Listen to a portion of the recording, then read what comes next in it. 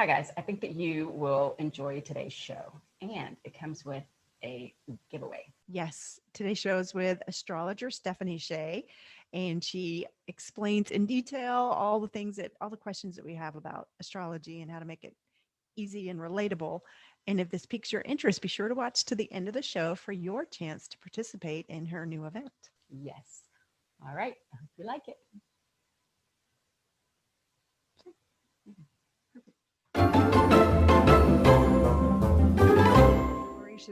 But we've never done this. And we've never done astrology. That's what we're up to today. So, yeah, I hate that. Can we do that over? Yeah, let's start over.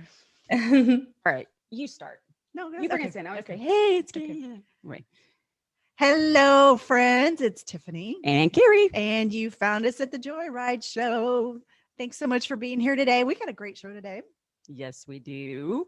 We have our new friend joining us from Portland. We have a lot of friends in Portland. Stephanie Shea. Hey, Hi, Stephanie. Thanks for joining us. Hi, thanks for having me. Okay, so how we found you, Tiffany had a birthday. In And she said- October. Yes, and she said, I don't want anything. I don't want a gift. I don't want anything. Well, I remembered Jan Spiller's website, and I love her work. So I went to the website. I printed out these different reports, and that was her gift. Put it all in this nice little binder for me. And it was this whole thing about our relationships, our contract and opportunities and career and motivation. And it's pretty mind blowing how accurate this is. So we want to dive all into this because I'm brand new to the world of astrology. I mean, of course, I know it exists and I know my sign and occasionally check my horoscope, but I don't know much more about that. So this is a great opportunity for to educate myself. And you are the expert here. So you have, from what I understand, taken over the Jan Spiller site. But we do want to go back and talk a little bit about your interest in this and how you got started and how you got connected and then how you kind of met Jan and inherited and continued this incredible work that you're doing. Yeah. It's, I think like a lot of people, as I was growing up, got interested in newspaper horoscopes, and never really kind of understood what it was all about until I started digging in a little more, reading some books. Linda Goodman she was a lot of people's gateway into astrology, her Sun Signs book. And when I got to the West Coast, I met a teacher named Emily Trinkus, who has been an astrologer for a long time. She trained a lot of Portland astrologers. We're kind of like her children. And she did such a good job of bringing the astrology to life. And I could see how it can work on a personal level in our daily lives as kind of a psychological tool for understanding other people, not taking things personally when you know someone else's chart. I was hooked. And so she did an apprenticeship program that I was really fortunate to participate in. And it was an intensive program. We did a lot of studies. We did a lot of practice readings. By the time I was done with that, I felt, okay, I'm ready to start reading some charts. And I was getting going with that. And at that time, Emily had been working for Jan Spiller as an assistant, because as you can see, the website is pretty huge. It's a big job. And Jan was also working on books. And so Emily did that for about 4 years. And then she came to me in the end of 2011, going into 2012, and said, I want to move on and work on some of my own projects. And I thought of you it'd be writing some horoscopes for janspiller.com and a couple other things. And I just couldn't believe it. That was my dream job. I was so thrilled. So that's kind of how it got rolling. Jan really trusted Emily, and I got to know Jan, starting to train on the job. Learned a bunch. That's how I learned best, I think, is just on the job, like start doing it, and with an amazing mentor, really fine-tuned how to describe some of this stuff. I've always been a writer. I went to journalism school. So I always joke with my dad, oh, I'm still using my degree. I'm just reporting on the planets now. So. First of all, what's a transit? Yes. Okay. So transits are how the current astrology is interacting with either a person's birth chart, or you could call a transit something that's happening in the sky. For example, the planets Saturn and Jupiter coming together at the same degree of the same sign. It's called a conjunction. So that conjunction is happening in the sky. If somebody happens to have 0 Aquarius as their sun sign, that will also be transiting their personal sun. So it's happening on a couple levels. And I'm seeing outer space as an extension of nature. This is how it started making more sense to me, because you think, how in the world could something millions, billions of light years away have any effect whatsoever? But then you go more small picture and you think of our moon and you're like, well, there's the tides, there's people's emotions, people do feel the moon. So if that's possible, this is going farther out, but everything is mathematical. There's, it's very documented. As you know, there's astronomy, which astrology and astronomy used to kind of be the same thing. Mm-hmm. So it's mathematical patterns, which are cycles of nature. So then it starts kind of making sense that, well, society and our world does go through cycles. And if planets are also on cycles and you start syncing those up, it becomes kind of possible to see how that can work. And it's definitely not, I don't take it literally. And Jan wasn't this kind of astrologer either to necessarily predict a specific event. Most astrologers, unless they are putting themselves out there as a predictive psychic astrologer, will say, here are the themes that are present. Because everybody has free will. And here we are in the planet. If there's a theme, let's say, of rebelliousness, which there kind of will be with this Aquarius energy, well, does that mean everyone's going to go out and rebel? Maybe, but it could also just mean that it's not going to be business as usual. It's more likely that there could be some rebellious activities under this astrology. And if you watch the cycles of history, it's not surprising. Things build, people cope, then something happens. And if you match that up, you can kind of see how it matches over time. So hopefully that kind of answers some of the questions about that. And there is a lot of terminology that once somebody explains it, you're like, oh, okay, well, I can understand what that means now. And when things go in retrograde and when something is in your house, I mean, I've had to do some research just to have a basic understanding of what you're talking about and why that would be important. So, well, finish. I'm sorry. No, go ahead. No, recently there was something that came up that you were saying when we had the election, the last the stars were aligned that way do you want to talk about that? Well, okay, when you mentioned retrograde, so Mercury goes, and when we say retrograde, all of the astrology is Earth centric. Right. So it's our perception on Earth, right? There's not backwards moving. And it's moving. It's just from our perception, it looks like they're going backwards or they're crossing, right? Due to the speed of their orbits, it's often compared to that in your car passing train syndrome, where it feels like somebody's going backwards. This is part of the regular pattern of Mercury. About 3 times a year, you see that happen. What was unusual this year during election season was Mars was also retrograde. That only happens every 2 years. So here we were in a Mars retrograde, Mercury stationed direct on election day. And the day it stations, it's not like everything suddenly less confusing. That's sort of like getting reoriented. And the last time Mercury stationed direct on election day was back in 2000, when it also took a while to see what was going on. At least this time it didn't take quite as long, but it definitely felt at first confusing. It's still, people are not settled on it necessarily.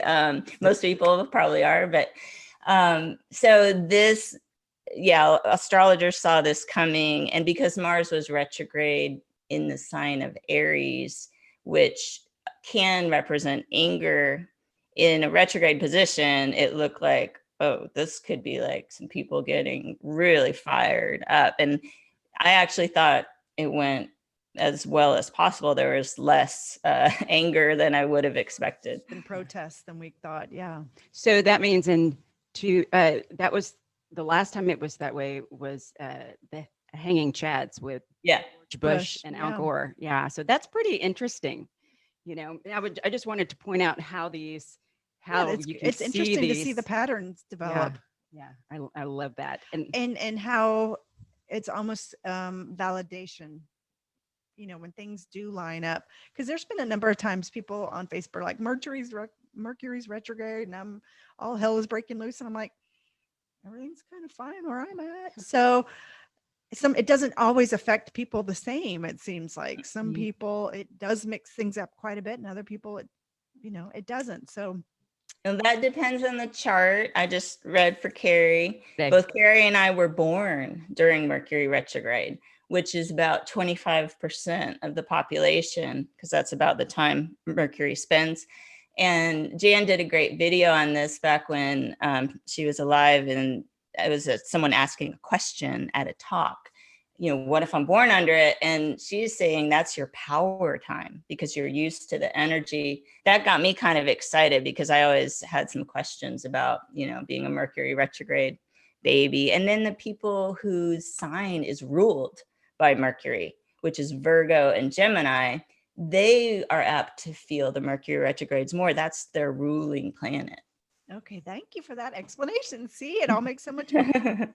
Yeah. So Tiff was like, you know, I do everything, you know, I'm really trying to take care of myself, and I'm trying to eat well and get enough sleep and meditate. And I just don't like this idea that something from the stars. I had a little hissy fit. That was funny. Let me explain. Hold on. I have gone through I'm in menopause now. And so I was like, okay, well, cool. I'm not so pulled by this wave of emotions and hormones that every month, you know. And so the last year I've been like, okay, this is cool. I can feel more stable and balanced. And yeah, I've been taking care of myself and doing really well. And even with the pandemic, but still I'll wake up and there are days when my energy just feels off, or some days I'm like, I'll get up and go. And I'm like, what is this influence? Because I'm doing everything pretty consistently and I'm good about, you know, spiritual hygiene and all that. And so we were talking all about astrology, and she's like, well, this is happening and this is happening. I was like, oh, damn it. I can't factor that all into my thinking and planning my day. Yeah, I think fit is, but it's like me being mad at gravity, that gravity works. So I'm like, okay, the more I understand about it, the more I can use it to my benefit to kind of, like you said, just predict trends that are coming and understand how that does influence. And it's probably way more impactful than I have ever given it credit for. I mean, I'm 50. I've spent that much time studying how astrology affects me. So thank you. Oh, yeah. And I mean, that's what Jan always emphasized, is empowering people with it instead of feeling like you're at the mercy of it. Yeah. And she compared it to like surfing. Like, it just makes more sense to do that when the waves are good, you know? And so if you see the astrology coming, like, I'll try to encourage clients, oh, catch that wave. That's a good one. Oh, you know what? There's no surf that day. It's better to just hang out and finish what you started.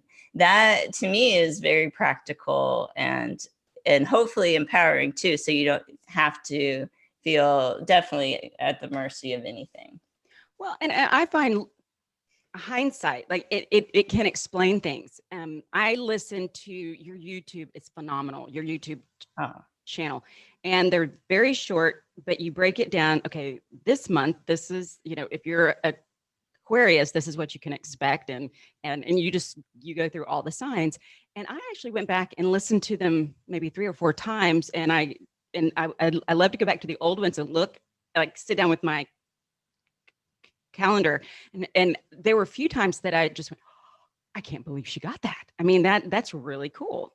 Well, it's astrology. That's how I got sucked in. I was like, wait a minute, this is a really useful tool. Yeah. So yeah, it's really the more the straight interpretation of the symbolism almost, and the less assumption about people or your, and it's hard not to have your own filter. Even Jan says that, of course, stuff is going to come through your filter sometimes, but when you really let the astrology do the talking, it does the work. Like, I just have to like read the symbolism, and in reading, sometimes it's better if I don't know everything about someone's situation, because then I can just read the straight astrology. And maybe sometimes people don't feel as comfortable sharing things. I'm like, that's fine. Here's the themes. And they're like, okay, I got it. You know, You meet people at social gatherings. Is it, hi, what's your name and your sign? I mean, do you? I try not to, because I feel like that can be personal. You know, maybe some people aren't into it, and I would never try to push it on anybody. You know, if they're not into it, to me, that's fine. There's so many other tools that could work for people. Yeah. So, but if someone asks me what I do, of course, that's what I'm going to say, and they want to talk all about it, I'm excited to talk about it. Yeah. I think most people would. I mean, to have someone that knows as much as you do. But so going back, Jan was, now, when did she pass? When did she cross? That was the summer of 2016. And she had been living on a transplanted liver. So, you know, her family always wants to honor organ donors, just really state the importance of that, because that gave her easily 7+ more years of life, you know. So that was something, I guess you could say, expected, but not really immediately. And so that was a transition for sure. It's such a loss. Yeah.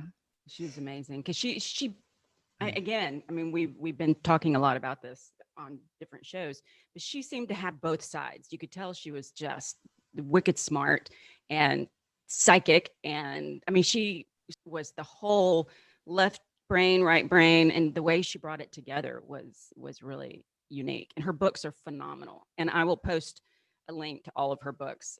They really go in depth and explain, and it's so user. I mean, I got it when I read her books. It may not have, I didn't keep it, but You're continuing now, but Yeah. you get to put your own spin on it and help it evolve. And it's a beautiful thing. Thank you for saying yes to doing that, because that's a big job. Oh, I love it. I couldn't really picture doing anything else. It just made such sense to me. So I feel like I'm still working with her.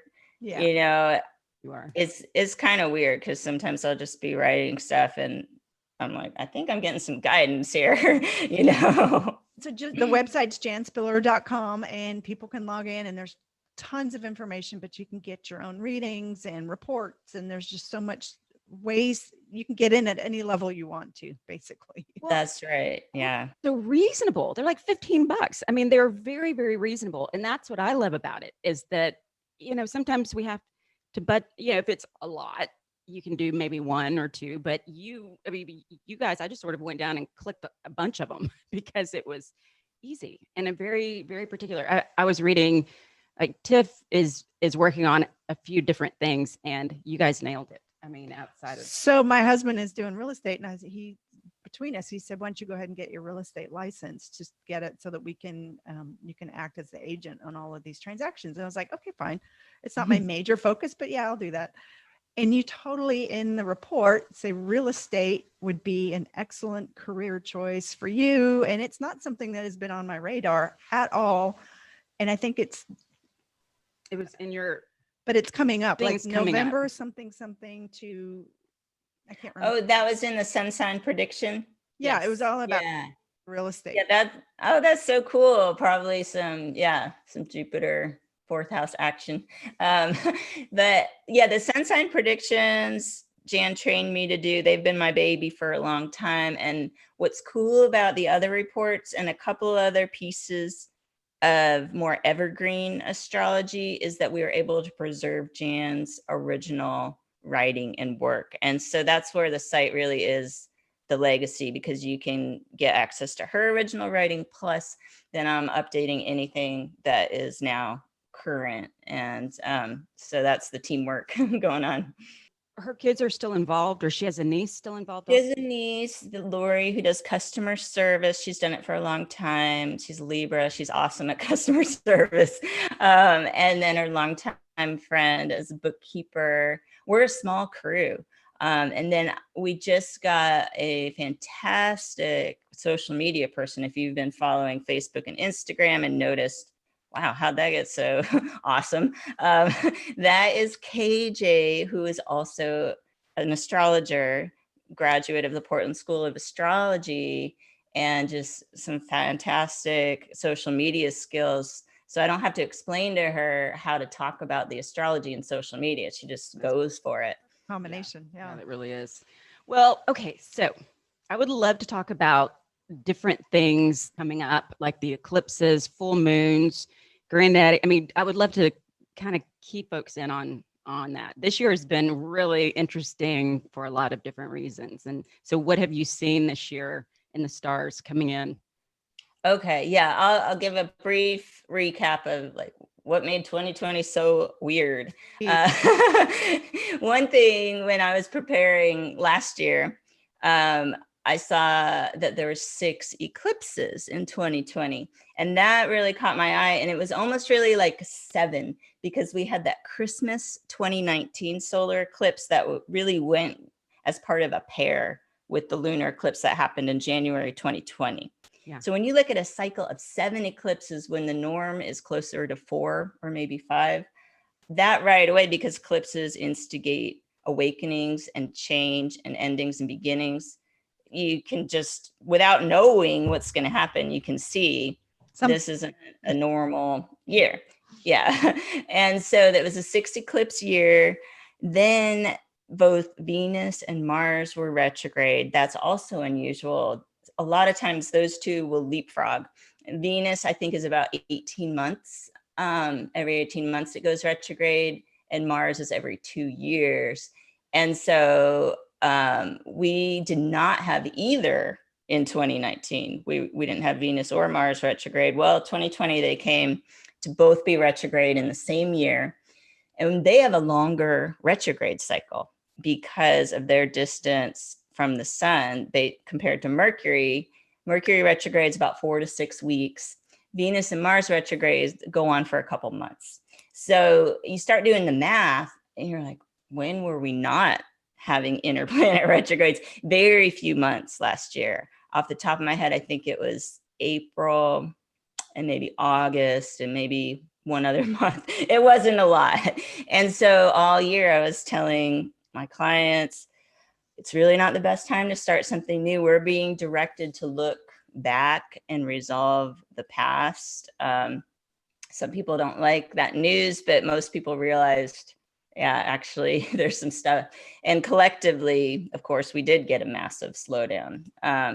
So just seeing the eclipses and retrogrades, astrologers had their ears perked up.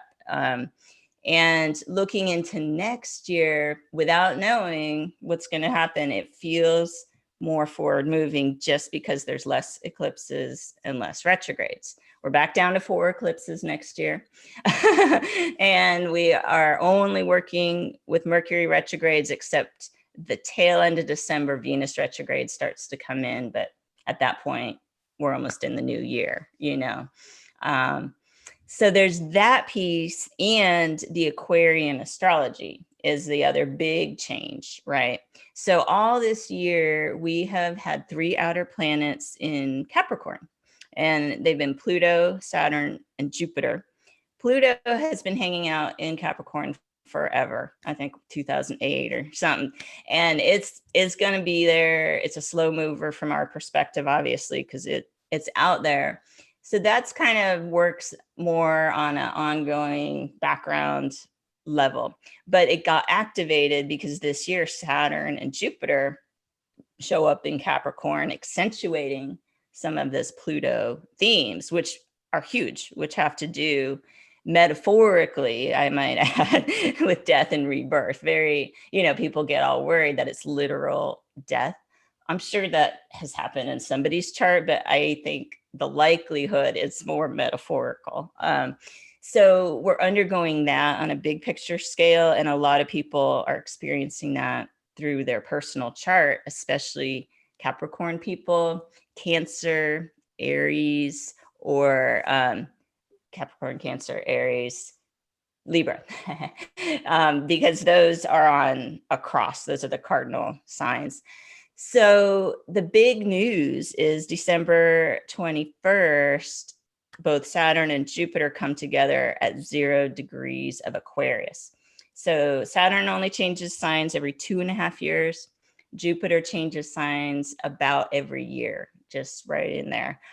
So it's big news when these outer planets change signs, and it's even bigger news when they do it at the same time and come together. And Saturn and Jupiter, I have a whole video on that, so I won't go into my whole talk on that now, but that's part of a bigger astrological cycle, and it's bringing in this air sign energy. So we've been very much about earth sign astrology this year. In addition to all those Capricorn planets, we've had Uranus and Taurus. To me, that's been very much like, we have to look at what's real. It's very down to earth. Like it's not very light. It wasn't very dreamy. It was more, wow, here's some reality. And next year, finally, with some air coming in, I think there'll be more ideas, which we need. And with Aquarius comes experimentation. So I've been thinking a lot about this because people feel anxious about what's going to happen. Mm-hmm. And I feel like we can't say for sure what's going to happen because we're trying new things now. We've seen some things that don't work. And I think it's going to be some more trial and error, but that is mostly how progress happens. Yeah. And no one wants to hear that because I'm even like, I'm not sure if I want to be part of a failing experiment. However, if we just sit and do nothing, that's not going to work either. So you do. Well, so can I recap that? So what I hear you say is that this past year has really been about taking note of where we are. Sort of like you had a big rager the night before, then you wake up and kind of say, oh my gosh, wow, we have a lot to clean up. How are we going to get this cleaned up? And we could try the vacuum. We could try these different ways. And so that's where we are. So we've taken stock. We've had this whole just truly a shutdown worldwide where everyone stops and then we move and we start trying to go to the next thing. Is that what you're saying? I think so. I do. Yeah. And I think that it's new energy. Like we've had certain ways of doing things for a long time. And I just think even on an environmental level, some things we really just want to keep using oil or coal or whatever it is. It's like, even if you just really want to, we might not be able to, and it's going to force invention to happen. Right. Exactly. So you had said that on the 21st of November, that there perhaps would be a puzzle piece that would become like something would be brought to light. Did you? I think you're talking the eclipse on the 30th. Oh, okay. I kept looking at the last weekend. I'm like, okay, what's coming out? And that could have just been in my particular chart, but it was okay. So there is something like a hidden piece that may be revealed. Yeah, I mean, there could have been something else. I'm trying to think because the sun just went into Sagittarius. But when I think of things coming to light, I do think full moons.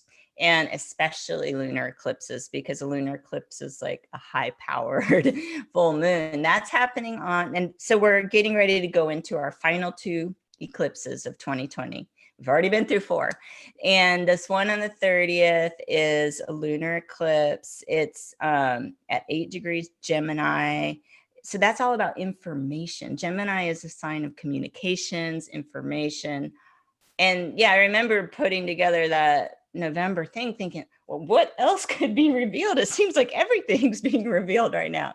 But apparently there's more information, and there's a lot of just this month before the sun went into Sagittarius, Scorpio energy, like still Venus is in Scorpio, which represents something hidden coming to light.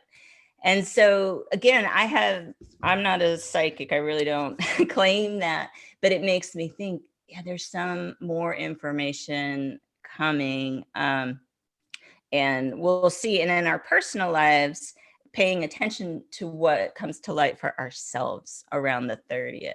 Definitely. It's a good, and because Gemini rules writing, it's a great time to do some journaling and just see what emerges. And the general rule around full moons, and especially a full moon eclipse, because it tends to elevate emotions, is not to react on that day. If you have this epiphany, I got to call that person right now. It's like, that's not the best timing. A couple days after, and we have these full moon kind of report things on the site, and it will tell you, oh, okay, the energy begins to calm on this day, and then it'll be easier. The revelations you have are important, but maybe not act on them right in the height of the eclipse. Be well received too. Yeah. So then on the 21st, I know there were some people, the 21st of next month, there were some people that were talking about doomsday and making these predictions, which I've never really bought into. Why is that? Well, I'm not sure where the doomsday has come from. There could be other astrology. I don't follow anybody that has said that. I think because it's such a big new cycle starting, maybe that put it in people's mind, oh, endings and beginnings, whoa. And really it is just a shift. Like it could, as we're talking about this age of Aquarius, be a clue that we're moving closer through that process. But with any process, I don't think you totally know until you're really far into it when the shift started happening. It's very gradual. Yeah. So it's just a date that does signify some initiating energies, but I wouldn't expect anything to happen specifically on that date. And a week before that, just to finish up the eclipses too, is our Sagittarius solar eclipse on the 14th. So you can see December is pretty action-packed. Yeah, and the solar eclipse is a high-powered new moon, which is fabulous for intention setting. It's a really good one for your New Year's resolutions. And that's December 24th? I think 14th. December 14th is the solar eclipse. And then a week later on the 21st, Saturn and Jupiter at 0 Aquarius. And we don't have any more interplanet retrogrades. We're kind of clearing out the shadow of that last Mars cycle. So I'm expecting things to start feeling a little bit more in the flow. Okay. And so for 2021, what do you see as kind of the big themes in them? Because I'm sure this is all available as reports on your site, but what do you see? They'll be coming out soon for sure. Yeah, I'll give you guys kind of the nutshell. And then there's longer article for subscribers on the site that, I laid out, some of the bigger themes going on. But when we're thinking Aquarius, air sign, I'm, like I said, some trial and error, innovation, science, technology. We're already seeing that there's all that in motion. I think that's going to continue, probably people having to do more stuff with technology and computers, like it or not. And they're awesome because we're doing this on a computer. Yes. And I think that there'll be some challenges.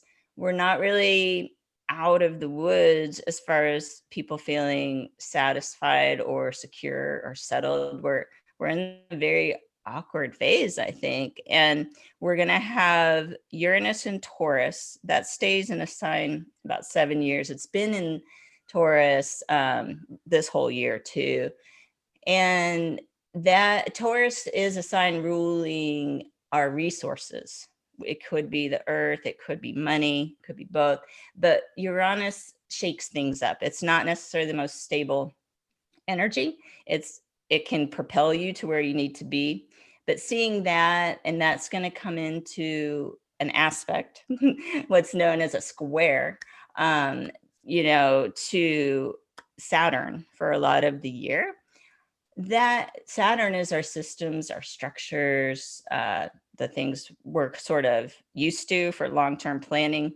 I could see some friction. It's not settled and done. How are we going to get things done? And I'm not just talking US politics. That's certainly pretty apparent, but also everywhere. Like, we're all in this together. And what I like about Aquarian themes that I'm really focusing on is humanity. It's a humanitarian sign and a technology sign. So I think people have become torn, where some people think we're all going to turn into robots. Some people think we're going to have the movie Hair, loving each other. It's probably going to be somewhere in between, but I would like to tip more towards the human side of things, I think, and use the technology, but not have it dominate our world, I have a friend who's a researcher, and he writes these almanacs about predicting trends in the future. And I saw him recently and I said, what do you see coming? And he said, I feel like this whole pandemic has really moved forward all the technology, like by 10 years,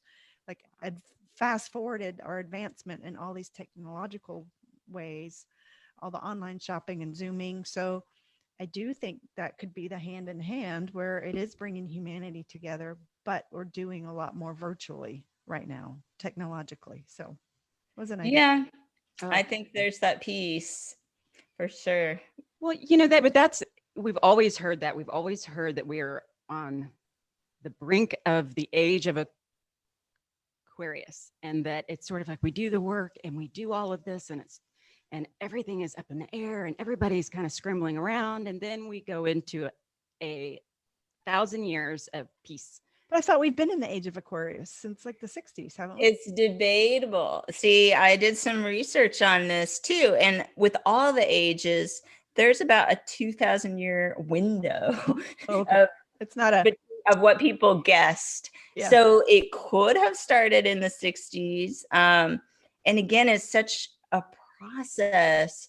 I don't think you wake up the next day and it suddenly feels different. Like, things are gradually changing, and I think we'll notice it in our lifetime.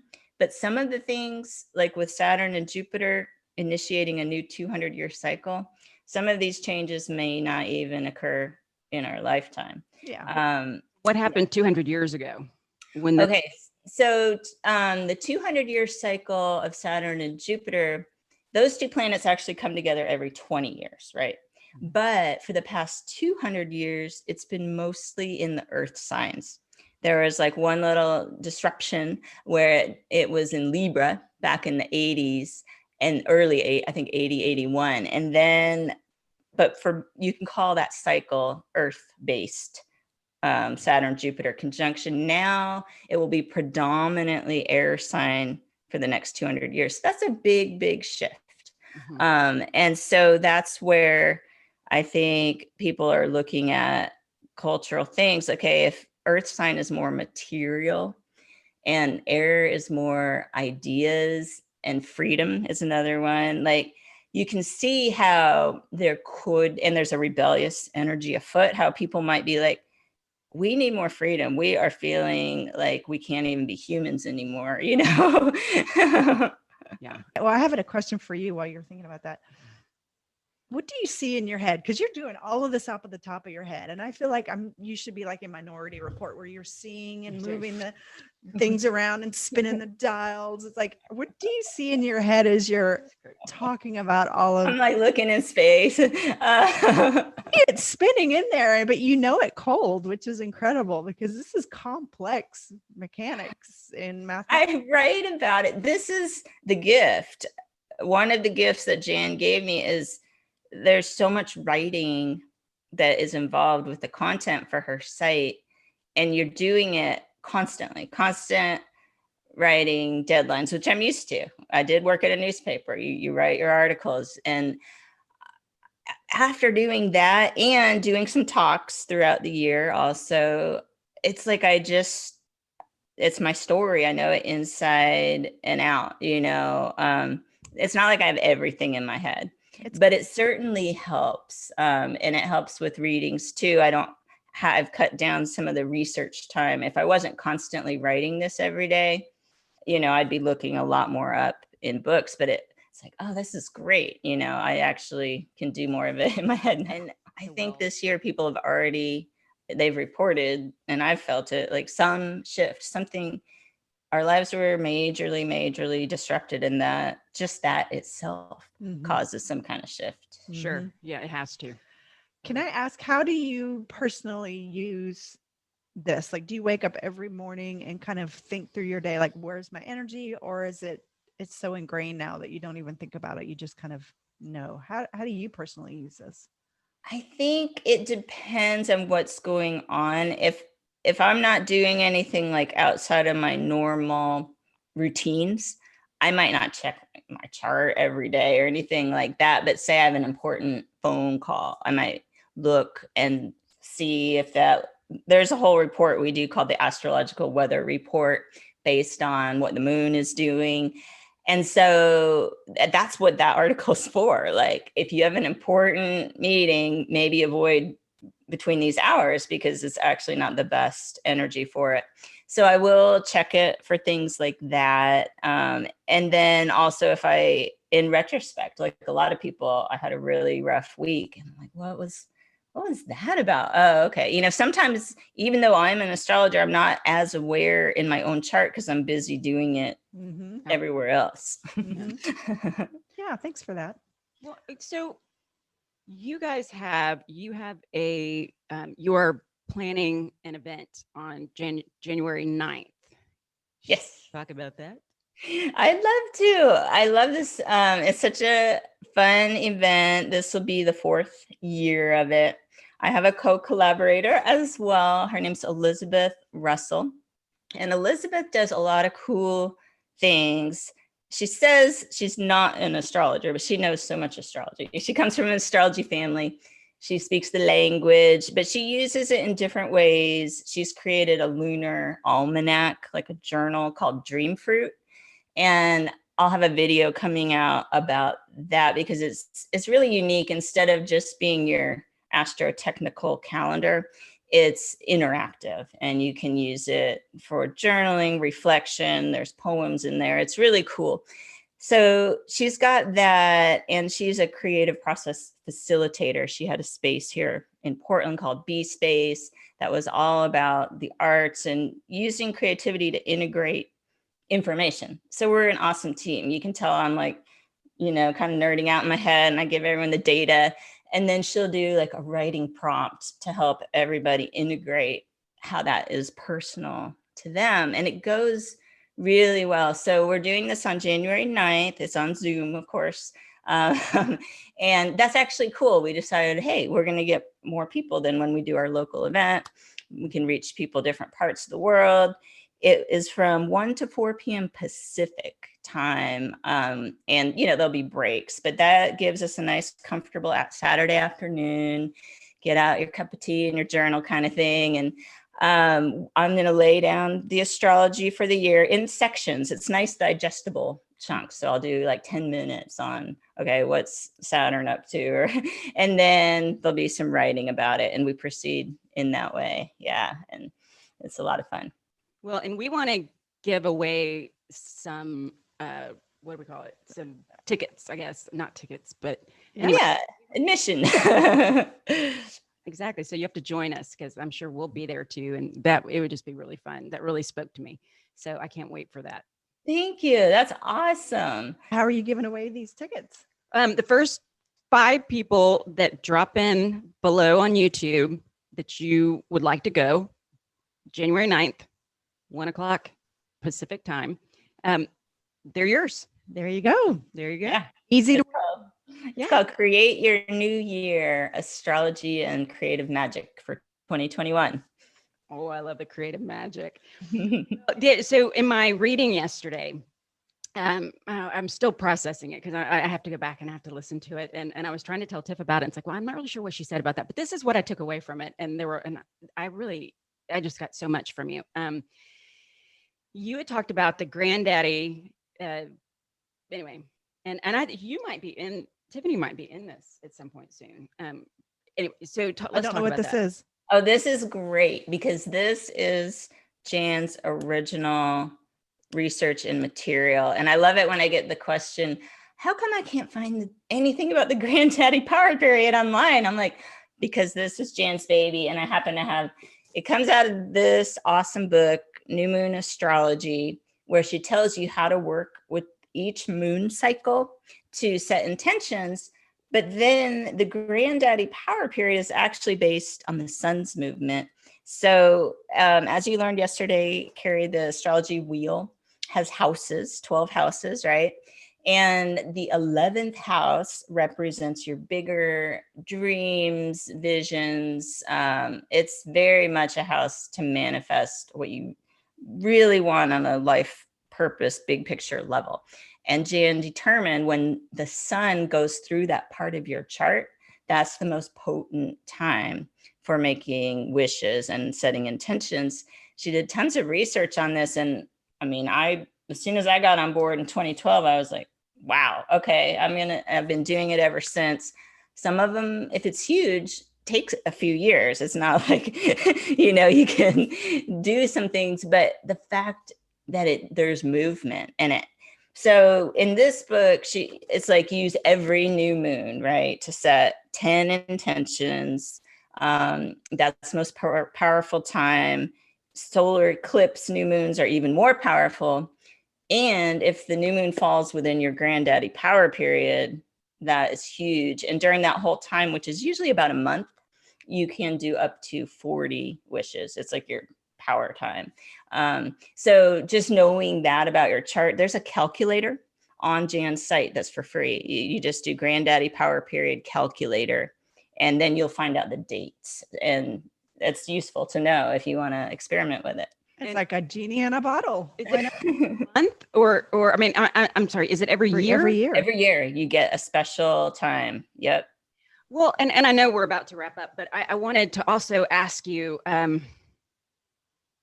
so are there astrological time, like chunks of years of our lives, like from birth to 8 years old or birth to 12, we're in this form? Like 12-year cycles, right? Yeah. Well, every planet, the 12 year is Jupiter. That's true. But the thing is, every planet has its own cycle. So you can approach development from different planets. For example, your Jupiter cycles every 12.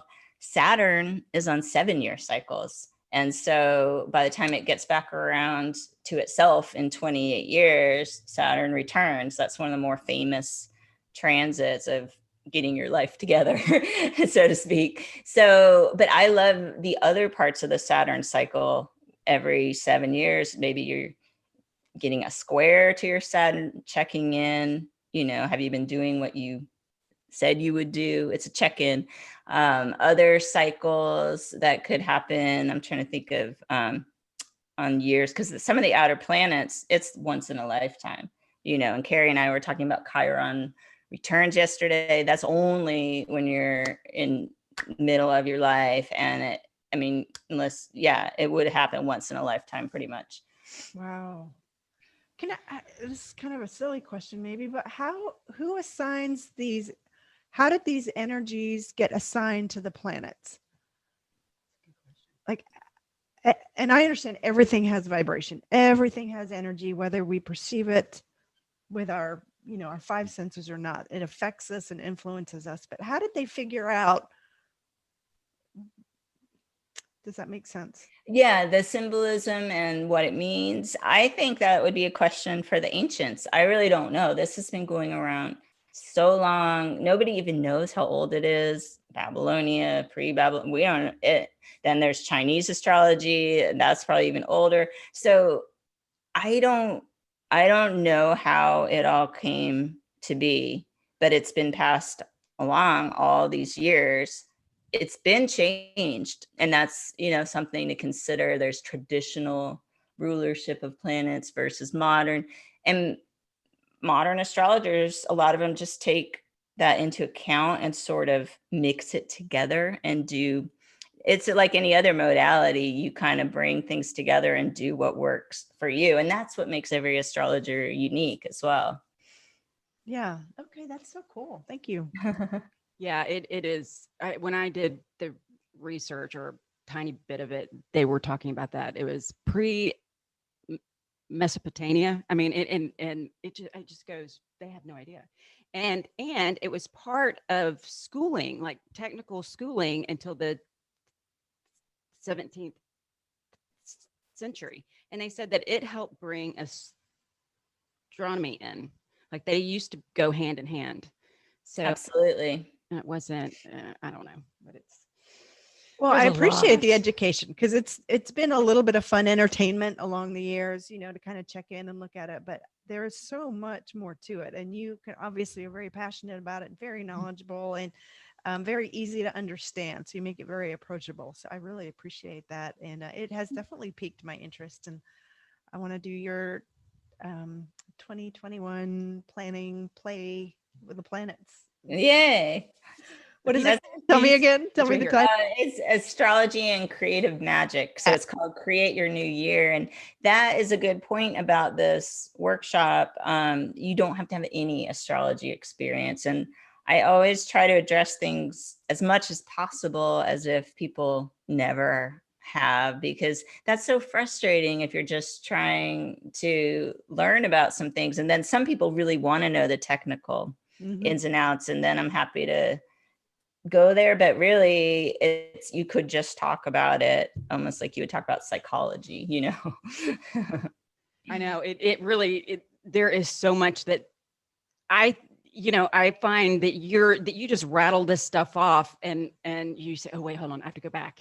Now this is what this means. And I know that like we do that at home. I'll say something to my boys and they're like, what did you just say? I'm like, Yeah, okay, no, hold glazed on. Let me, over. let me go back and tell you. Well, thank you so much. Thank you for joining us. And I'm so happy you said yes. Yay, I am too. Thank you.